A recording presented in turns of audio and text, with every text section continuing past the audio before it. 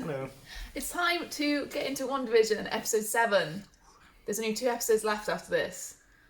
Not enough. Not enough, definitely not enough. Not enough for all the answers. Let's get into it.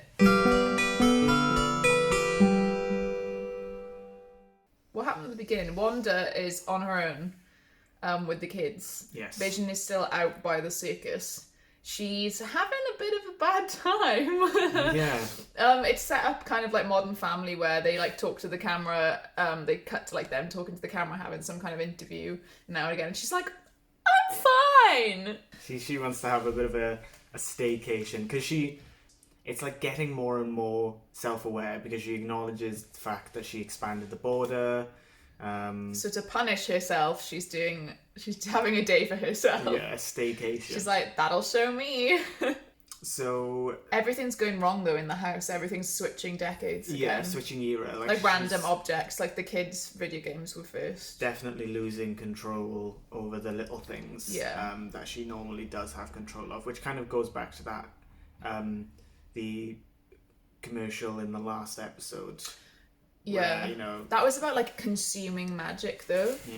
I read a bit about it and like some people's theories, and they were all about it's eating magic, consuming magic, or like you can't access the magic kind of thing. So she's expanded it, and it's maybe that she's just too stretched too thin, and everything inside is now starting to go a bit funny, or she just needs time to adjust. But she doesn't get any time to adjust because of what happens at the end of the episode. So Vision is with Darcy, and Darcy is under Wanda's influence, and he just takes her out. And they team up. She basically tells him everything that's happened because obviously he doesn't know anything about his actual life or whatever. She tells him everything from when he was Jarvis all the way up to Ultron, making him his body, all of it. Wanda killing him, Thanos rewinding time and killing him again. She tells him everything. And it's really sad because in that part as well, he goes, well, who am I now? Like, what am I now? Yeah. And he's like, well, why am I here now? We learn from Darcy sending an email to Wu and Rambo that the director, Hayward, is actually tracking Vision inside the Hex because he was trying to bring him back, not... as a weapon. Not, pull him apart as he was, which is obvious. It's so typical. Like, it's so obvious. Like, I almost wish they hadn't done this, but...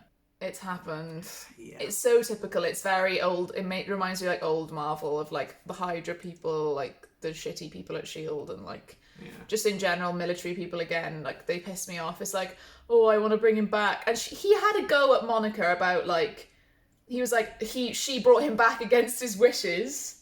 That's what he was trying to do. What a fucking prick. They've got a perimeter. We only see one scene with Hayward this episode, and he's with another lady, probably just his right-hand woman or whatever. What do they say? I don't even remember. They say that we launch tomorrow. Right. So everything's all set up and ready, sir. And he's like, yeah, okay. It's only like a temporary S.W.O.R.D operation base. It said 8 miles away from the original base, so Wanda's expanded it. That's quite a lot. 8 miles, like, out in every direction. Yeah. So, and Hayward was saying that we launch tomorrow. So they're obviously going to try and get in and do some sort of attack. Get Vision out, I don't know. But then he saw that Vision was falling apart if he wasn't inside the Hex. Yeah. He physically saw that, so, like, it doesn't really make any sense what they're going to try and do. Are they just going to nuke it? Are they going to just go in guns blazing? Fuck knows. We switch back to Wanda, and Wanda wants a day to herself, so Agnes shows up and she takes the kids to her house. There's a little scene with Agnes and the kids, and she's like, oh, your mom's fine, blah blah blah, like that's all normal. So they've got a rabbit and all this, and Agnes says, she's like, oh, don't worry, I won't bite. Cuts to her going, I bit a kid once.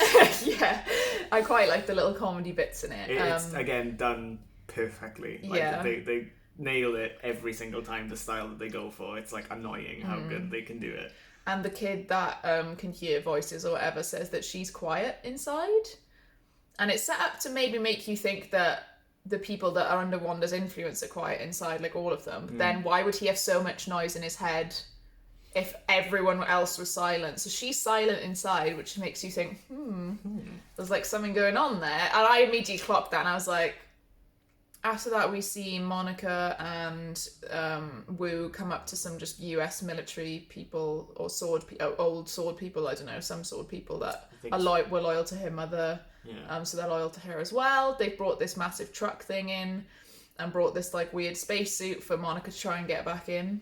When Wanda went back in, it went red, and it's now like a lot more dense, so they can't get inside because the truck rams in and it immediately gets stuck. And I think Wu said like it's matching the density, so she couldn't really get in. Get through, the truck like goes up against it, and then she tries to get out, and she does get out of the truck, but then she takes her helmet off and she goes, I can get in.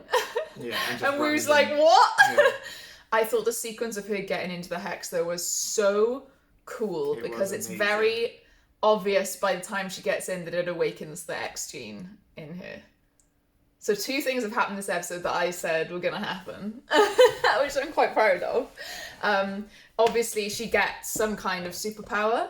And I really like the sequence where it like splits her into past and future, like her as the child from in Captain Marvel, clips of that. I couldn't quite hear a lot of what was being said. One of the things that being said is, and she's sitting with Monica as a child. She says like, "Oh, your mother was quite lucky because she got like, she won." Like the coolest kid, or she got one of the the coolest kids, or like the best kids, or something like that. There's a lot of other clips though, and like because they were layered over each other, I couldn't quite like listen to all of them. I'll probably go back and rewatch that bit. Now, I rewatched the bit at the end, but obviously we'll get there. So Monica finally gets through the hex. It takes her a good couple of minutes with all this like she has to force her way in, and when she gets through. Just before she gets through, she sees sort of like the opening and her eyes go bright blue, which sometimes happens with some of the X-Men, or it happens with Wanda when she uses her powers. It happens with like some other X-Men when they use their powers, Storm, things like that. And her eyes go bright blue, almost the same shade of blue as Vision's, which I thought was really weird. But yeah, so she gets through and her eyes are bright blue and she can see sort of like, is it magnetic It pulses? looks like magnetic fields, because she looks up at the electrical wires going past and you can see like, like that typical electric field thing that, you see the gravitational fields. Is amazed, she's looking around and she kind of blinks it off and then she's it back stops. to normal. Yeah. And she just bombs she it there. pelts it into SVU to try and warn Wanda that Hayward is trying to get Vision as a weapon. That's the reason they're going in, is to warn Wanda.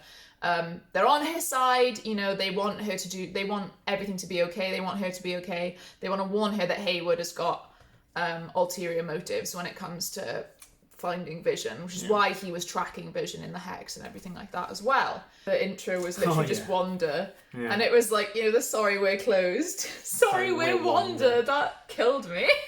But then right at the end, it tacked the Vision on the end. Because it was all just Wanda. On the calendar.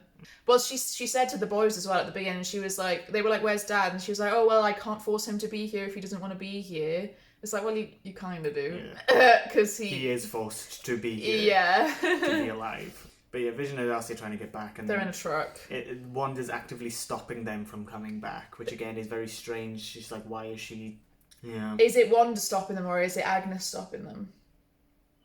Is my question. Monica runs straight to Wanda's house because obviously she knows where it is. She's been in there before.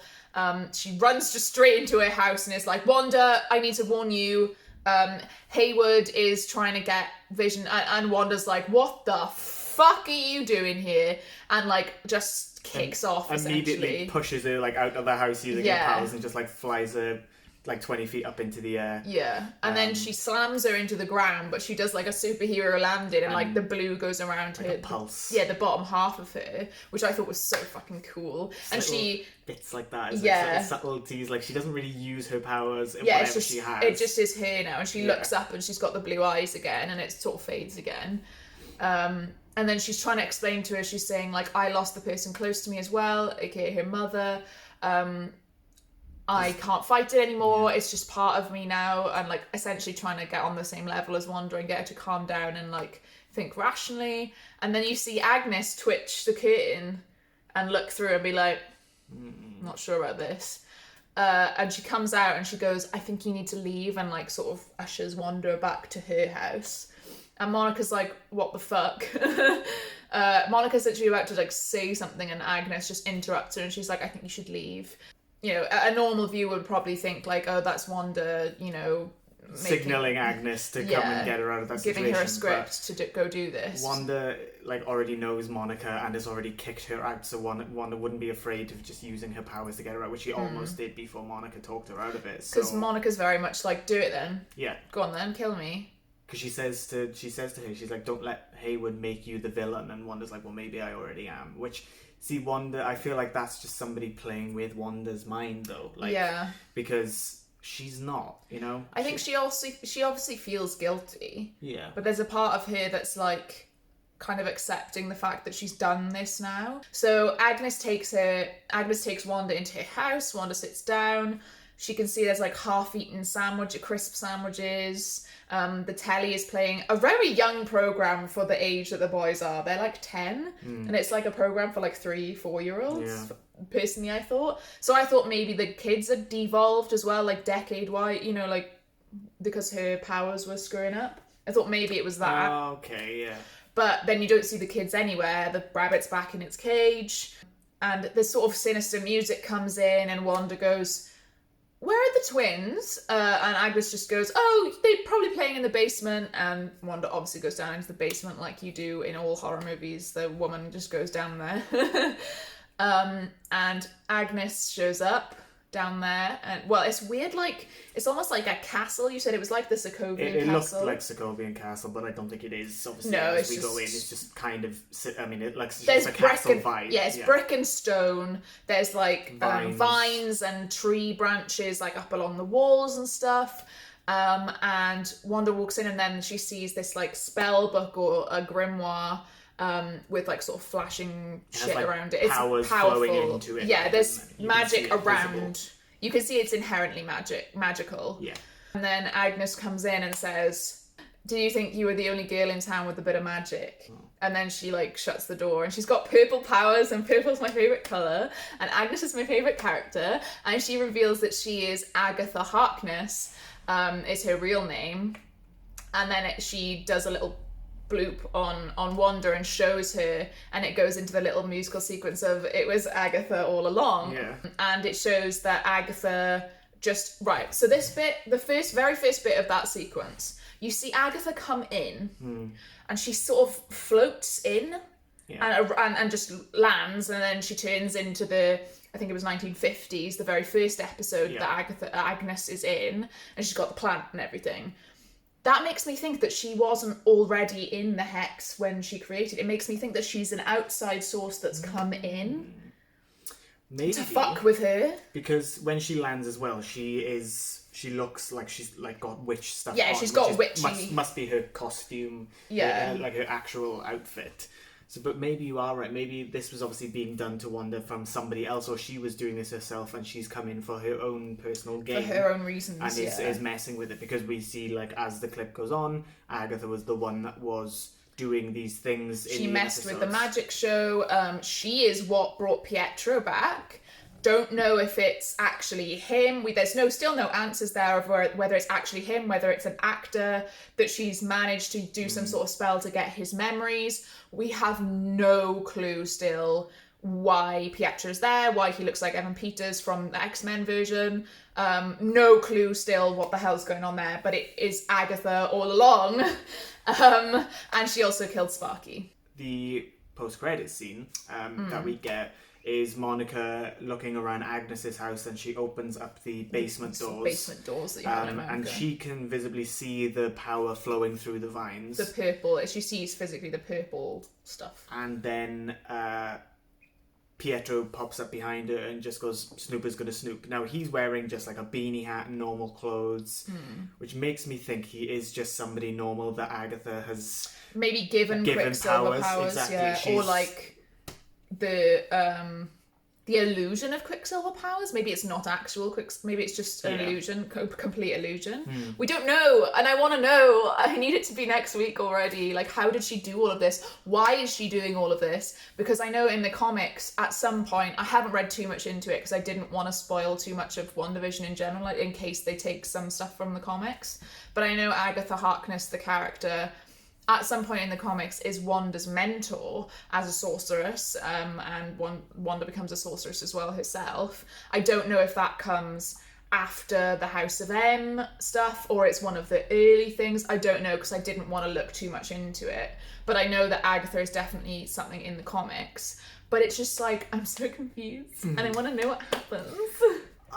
I would like to see Agatha and Catherine Hahn's character go further in the MCU and not just be in this. I hope she survives this and carries on. Yes, I'm worried about because the old sort of formula of MCU movies would be villain, kind of boring villain, not really that memorable.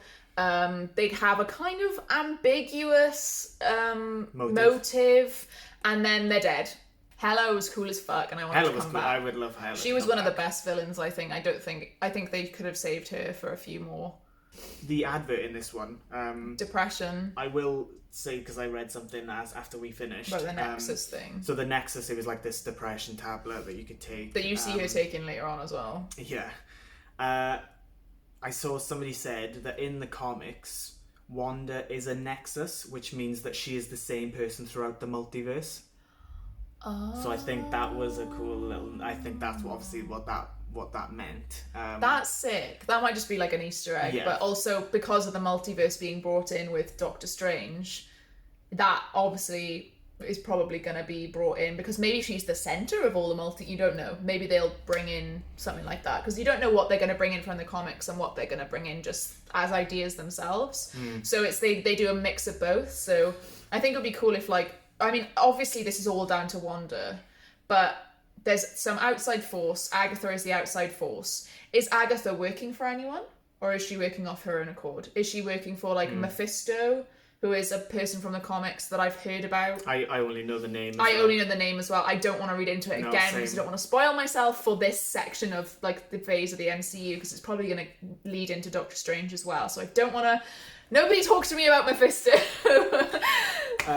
Another thing, because obviously this is their way of introducing the X-Men. Yes. Either everybody inside is going to be part of that, obviously because they're going to have to leave, or the Hex is going to have to go, or something's going to happen. Or, what Hayward was talking about, the launch, is about 4 people that they recruit, maybe a very smart man and his wife, and... Fantastic Four. And they send them in.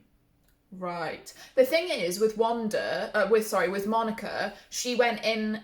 That's the 3rd time she's been through the barrier, and that awakened it. So it won't be just the first time. Maybe, and I mean, it's definitely the fact that she's gone in and out so many times. But maybe because it's more dense now. True. And because you see, again, this isn't really relevant, but in Deadpool, it was the stress that awoken the X gene. Maybe it's the amount of stress and the density that you going through the barrier will awaken that gene and modify your... Yeah, it's radiation as well. So I was watching actually a Comics Explained video about the very beginning of the X-Men and how some of the Celestials, they had 3 different parts of something, and one of them created humans, and in them is the latent X gene, and anything can... either they'll just I just spat at the camera as well.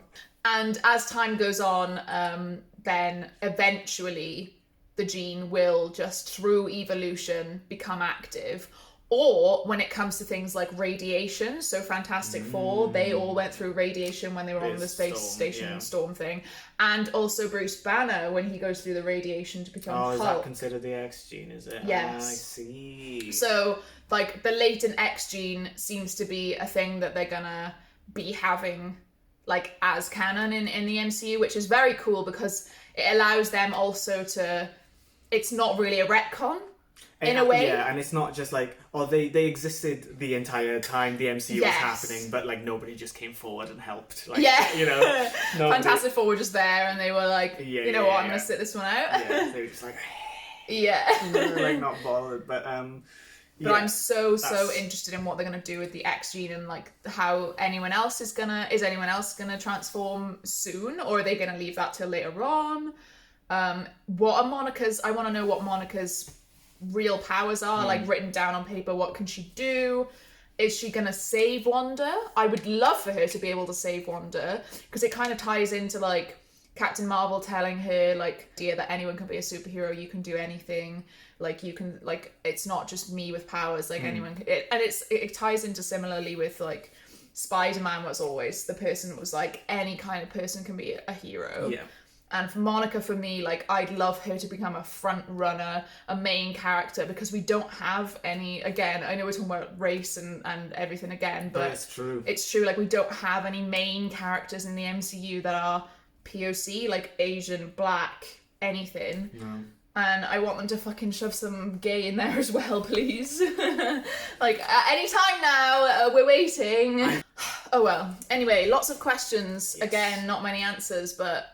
I hope that the launch that Hayward is talking about is the Reed and his crew being sent in. The thing is, they're doing a Fantastic Four film, so I don't know if that's going to be an origin film again. I hope not, because they've done 2 origins already. Yeah, I mean, when they did Spider-Man, they didn't bother doing an origin. Like, if Kevin Feige's smart enough to know nobody wants an origin anymore. Everyone knows the Fantastic Four. Everyone knows Spider-Man. There's been 2 franchises of the Fantastic Four with an origin, and done differently as well. Yeah. So everybody knows what it's going to be, and they could easily just quickly do the origin now in this. Yeah. And then, because the Fantastic Four movie isn't coming out for like another 6 years or something like that, or like 4 years, because the amount of how dense the MCU is being with like the release dates recently. So the Fantastic Four has got years before. So they do the origin now, get it over and done with, and then the movie is based a couple of months or a couple of weeks after this is set, and it's them struggling with their powers, or to come to terms with it. Or yeah, whatever. exactly, and becoming the Fantastic Four. So yeah, that's what I would like to see anyway. Can't wait for next week, and that next week will be episode 8. I'm not sure if the last 2 episodes are going to be an hour. Maybe just the last one will be. We can only hope, because surely a finale has to be longer. Yeah, I mean, I would really, really like longer episodes, but they fucking get so much in these episodes anyway that like it doesn't really feel like half an hour, the amount of the pack in, because they got Monica getting powers and the X-Gene waking up and the Agatha Harkness reveal and all of these things that they managed to put into this episode anyway. You know, the fact that Hayward is trying to reanimate Vision for his own... there's a lot of story plot and it doesn't feel forced. It feels very natural to like find these things out so quickly. I just like... I want to end the episode here, but I just really love Agnes. Like, I really love her as a character. I liked her from the start. Like, you can go back and watch our other recaps and reviews of me saying, like, I wanted to be in it more. I wanted to have a more prominent role. So I'm so happy that she's bigger. And she's purple! I'm going to dress up as her for Halloween or, like, for cosplay or something because I love her. Oh, when it was Geraldine. Yes. Yeah, we were like. Yeah, I was like, I think she's gonna have a bigger. Geraldine. She's nice. Yeah, I was like, oh, yeah, she's definitely gonna have a bigger part in it, I think. And here she is now with her own fucking powers. Monica Rambeau. I don't want them to fight though. I don't want Wanda and Monica to fight. I was hoping there'd be because there's not really been any fights. You know, I know it's not really that kind of show, but I want to see some display of power, like a big display of power. Yeah. Well, maybe Agatha will display a lot of power next episode. Anyway, any episode, because we've got so many questions and it's just going to go on for a million years. So, tune in next week for episode 8 and we will see you then. Bye. Bye.